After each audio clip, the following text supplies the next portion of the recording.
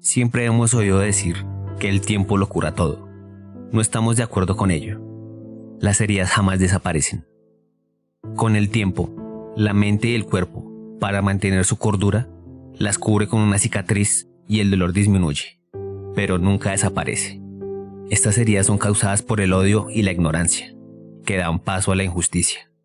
Un caso no resuelto, 3 víctimas afrontando la pena, el dolor y la ejecución en total soledad.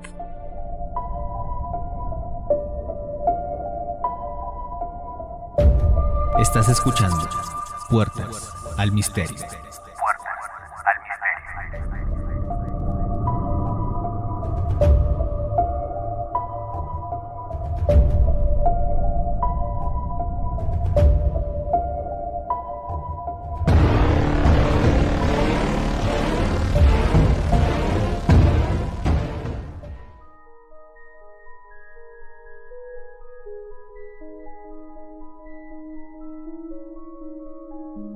Buenas noches y bienvenidos a un nuevo episodio. Mi nombre es Vanessa López y los estaré acompañando en esta noche de podcast.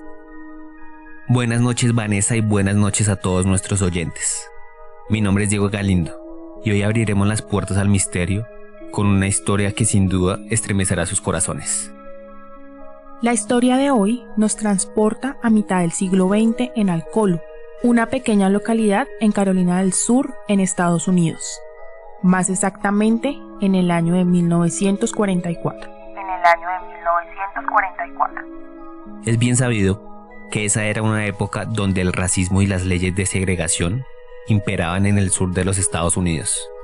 El interés y las políticas gubernamentales específicas en diferentes ámbitos. Desde vivienda y derechos laborales, hasta la impunidad de los linchamientos y masacres de afrodescendientes. Los responsables han sido muchos, desde la toma de decisiones estatales deliberadas que han producido resultados económicos, de salud y educativos intolerables e injustos, y han desencadenado la indignación que actualmente vemos. El racismo siempre ha existido, y creo que siempre lo hará, llevándonos a cometer injusticias contra otros, solo por su color de piel o ascendencia racial. Pues estamos en un mundo en el cual muchas personas crecen y se crían con odio, dejando cerrada la puerta de la empatía, la verdad y la justicia. En el año de 1944 sucedió algo que cegó a muchos y los llevó a cometer la injusticia racial más triste de este país. Así es, un día cualquiera, una mañana soleada de marzo, Betty June Winiker, de 8 años, y Mary Emma Thames, de 11, salieron en sus bicicletas a pasear inocentemente en busca de flores silvestres. Iban pedaleando sin preocupaciones, sin miedo ni desconfianza, llegando a las vías del tren que separaban los barrios blancos de los negros, y sin pensar en que algo malo podría pasarles. Se adentraron en la zona de los negros, como era despectivamente llamada en aquella época. Durante su recorrido se encontraron con el pequeño George Stinney, de tan solo 14 años de edad, a quien le pidieron indicaciones de dónde encontrar las flores, y obteniendo una respuesta se marcharon, sin saber que este encuentro y este día se convertiría en una pesadilla para todos. Principalmente para el pequeño George, pues el infierno se desató esa misma noche, porque Betty y Mary Emma no encontraron su camino a casa. Muchos vecinos, inclusive el padre de George y el pequeño, se unieron al grupo que se congregó en las calles para buscar las niñas de las cuales su paradero era un misterio. Pero a pesar de la ardua búsqueda, no dieron con su ubicación. George dijo que había hablado con ellas y les había dado indicaciones para ir a buscar unas plantas y flores, pero aún así las niñas no aparecieron. Fue hasta la mañana siguiente cuando el reverendo Francis Batson encontró los cuerpos sin vida de Betty y Mary en una zanja con agua a pocos metros de la iglesia bautista misionera de Green Hills, más conocida en esa época como la Iglesia Negra. Las pequeñas fueron asesinadas a golpes. Sus cabezas tenían traumas y contusiones que tuvieron que haber sido hechas con un objeto demasiado pesado. Unos dicen que fue una viga de madera, Otros lugares relatan que fue una parte de los rieles del tren. Según el forense que inspeccionó los cuerpos, Betty murió primero, dándole espacio y tiempo al asesino para abusar sexualmente de Mary, la mayor de las dos. Dos niñas blancas asesinadas en un barrio de afrodescendientes. Y como decíamos, con el racismo a flor de piel, pronto hallaron al culpable. Es correcto. A pocas horas de hallar los cuerpos, la policía del condado tomó las declaraciones de George Stinney, quien había sido el último en verlas con vida, para sin mediar palabras o escuchar argumentos, inculparlo por el asesinato de Betty y Mary. Desde el inicio, el arresto de George tuvo injusticias y un proceder dudoso, porque para empezar, lo sacaron de su casa sin la presencia de sus padres y lo llevaron a la comisaría para interrogarlo. Fue sometido a un arduo interrogatorio. No sabemos qué clase de violencia psicológica o física usaron con él. Sin un abogado presente, los policías que lo interrogaron sacaron al fin una supuesta confesión. Supuesta confesión, por el simple hecho de que no quedó ni por escrito, ni con una firma del niño o de algún acudiente que estuviera presente. Exactamente. Los agentes que estuvieron a cargo del interrogatorio dijeron en su momento que le habían dado un helado a George para que contara lo que había sucedido aquella noche. Según la policía, George les había dicho que había matado a la niña más pequeña para así poder abusar sexualmente de la mayor y posteriormente asesinarla también. Pero de esto, como ya mencionamos, no hubo un registro escrito. Fue la palabra de la policía la que primó sobre los derechos a los que un niño negro no podía acceder. Por su color, por su raza, fue juzgado por su poco valor. Por su poco valor a los ojos de las comunidades blancas de ese entonces. La hermana de George, Amy, aseguraba que ella había estado a su lado esa noche, y era imposible que su hermano estuviera en dos sitios al mismo tiempo. Pero su versión y sus palabras no fueron tomadas en cuenta. Simplemente George, a pesar de que hubiera pruebas y testimonios, iba a ser juzgado y condenado. Y es que la injusticia y el odio racial latente en esa época eran inocultables. Tanto así que el padre de George fue despedido la misma tarde de su arresto del aserradero en el cual trabajaba. Y para colmo de males, la familia tuvo que salir huyendo de su hogar por las amenazas que empezaron a llegar. Podríamos decir que en ese momento no primaba la célebre frase «es inocente hasta que se demuestre lo contrario». Aquí era culpable simplemente porque así lo decretaron. Totalmente, y así comenzó el juicio.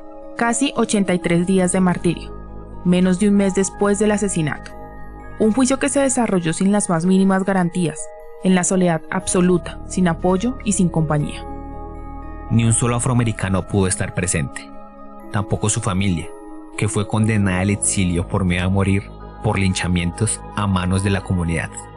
Y el abogado encargado de la defensa de George, al parecer ni su nombre sabía. Uno de los actos más grandes de racismo. El abogado defensor, como lo mencionas, no tenía idea de los asesinatos, de las pruebas recogidas. Simplemente era un cobrador de impuestos que estaba en plena reelección. Y por presión social y temiendo perder adeptos, no hizo ni el más mínimo esfuerzo por defender a George. El jurado estuvo compuesto por 10 hombres blancos, los únicos con la capacidad legal en ese entonces. Y las únicas pruebas que se presentaron fueron los relatos de los policías acerca de la confesión que no constaba por escrito. Las pruebas que no se mencionaron jamás en el juicio eran las que demostraban la inocencia de George. Por ejemplo, que no se encontró ni un resto de sangre en su ropa, huellas, nada que colocaran al niño en la escena del crimen. El juicio duró 3 horas y el jurado tardó solo 10 minutos en deliberar para dar su veredicto, el cual ya todos en este punto de la historia sabemos: culpable y condenado a muerte en la silla eléctrica. 14 años. Culpable con 14 años. George fue trasladado a la prisión de adultos a esperar su muerte. Su única compañía mientras esperaba su deceso fue una Biblia a la cual se aferró fervorosamente. Ni las peticiones de clemencia enviadas al gobernador Olin Johnston fueron aceptadas. Negación tras negación, porque George supuestamente ya había aceptado su culpabilidad. El día llegó, el 16 de junio de 1944, 83 días después de la muerte de Betty Mary. Otro niño murió, convirtiéndose así en la persona más joven en morir a causa de la silla eléctrica. Pues en Estados Unidos a los 14 años, al menos en esa época, ya podía ser juzgado como adulto. Su muerte fue una tortuosa masacre. Imaginemos un niño de 14 años, con miedo y terror en su mirada, sin saber qué está pasando, sin nadie que lo acompañe y le dé unas últimas palabras de amor, caminando por un corredor frío, vacío, con asesinos despiadados chiflando y riendo, hasta llegar a una silla en la cual, con tan solo 1,55 m, se pierde, pues su cuerpo era muy pequeño para tanta crueldad. Sentarse en una silla que no fue hecha para él. Su pequeño cuerpo no alcanzaba y tuvieron que colocar su Biblia para poder alcanzar a colocarle los electrodos. En la primera descarga de 2400 voltios, el saco que cubría su rostro se cayó, mostrando al público presente las lágrimas que brotaban de sus mejillas, la saliva que salía de su boca y sus ojos totalmente abiertos mostrando su sufrimiento y el sentimiento de injusticia. La ejecución tuvo que parar, alargando su sufrimiento para volver a ponerle el saco en la cabeza. E hicieron falta 2 descargas más para acabar finalmente con su vida, siendo enterrado en una tumba sin nombre en Crowley, Luisiana. Pero aquí no acaba del todo la historia, porque su familia jamás pudo olvidar lo que pasó con su pequeño. Para el año 2004, George Frierson, un historiador que creció en Alcolu, sintió curiosidad por el caso de George. Empezó a investigar las diferentes incongruencias que se presentaron en el asesinato y juicios llevados a cabo hacia casi 60 años atrás. Frierson, junto a otros abogados, recogieron suficientes pruebas que ayudarían finalmente a exonerar a George. Y el 25 de octubre del año 2013 presentaron una moción para un nuevo juicio. La nueva evidencia recogida incluía testimonios y una confesión del supuesto verdadero culpable de todo este caso en su lecho de muerte. Así es, la familia del verdadero culpable dijo que éste confesó en su lecho de muerte que él había sido el asesino de las niñas. Se trataba de George Burke, el hijo de una acaudalada familia que era dueña de los terrenos aledaños a la iglesia de Green Hills, donde fueron encontrados los cuerpos de las niñas. Sin embargo, en su momento era miembro no solo de una familia blanca prominente, sino que hizo parte del jurado que condenó a George. Como quien dice, condenaron al George equivocado. Esta nueva evidencia también la incluía en el testimonio de las hermanas de George Stinney, quienes siempre sostuvieron estar con él el día de los asesinatos. Además hubo una declaración juramentada del reverendo Francis Batson y Wilford Hunter, un preso que estuvo junto con George en la cárcel. Las nuevas pruebas concluían que los cuerpos habían sido trasladados y que era imposible que un niño de 14 años solo haya podido trasladar los cuerpos de un lado a otro, y que en su momento George dijo que era inocente, solo que lo habían obligado a confesar algo que no hizo. Además de todo esto, se comentó que el arma homicida pesaba aproximadamente 20 kilos, y claramente un niño de esa edad no tiene la fuerza ni la habilidad para alzarla y golpear a 2 personas hasta causar su muerte.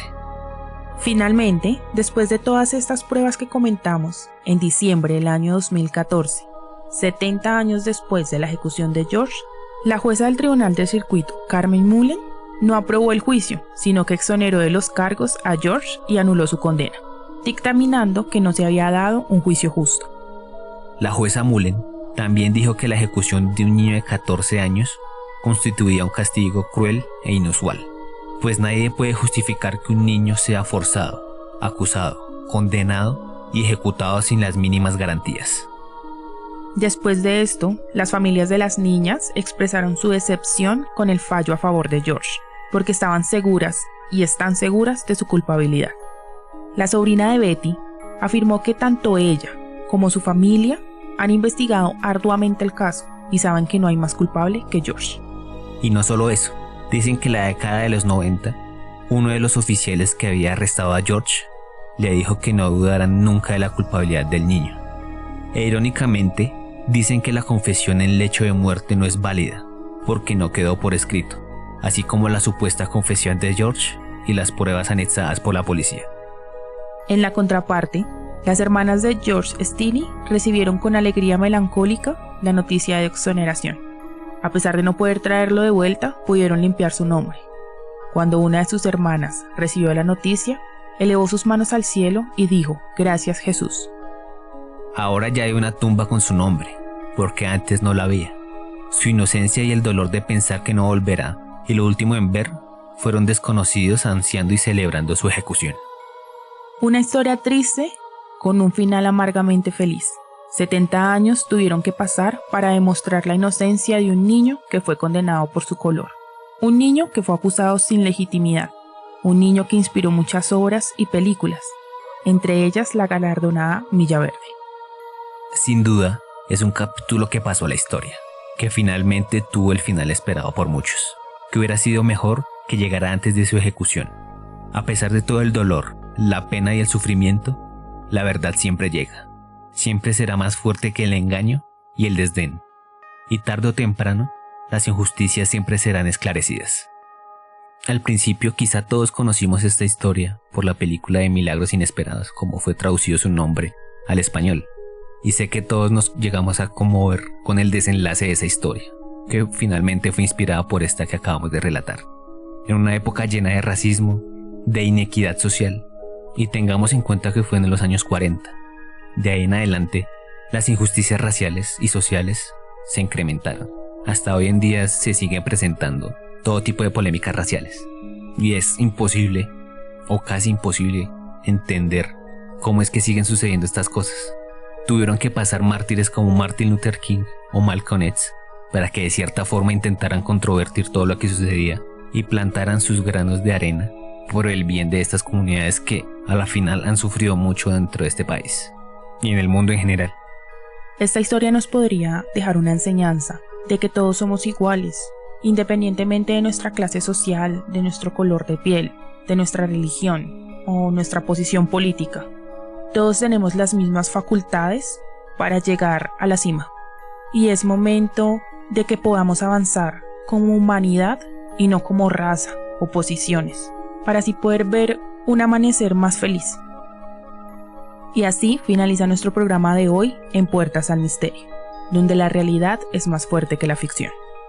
No olviden seguirnos en nuestras redes sociales, YouTube y plataformas de podcast, como @puertasalmisterio. Denle like, comenten y compartan. Nos escuchamos en un próximo episodio.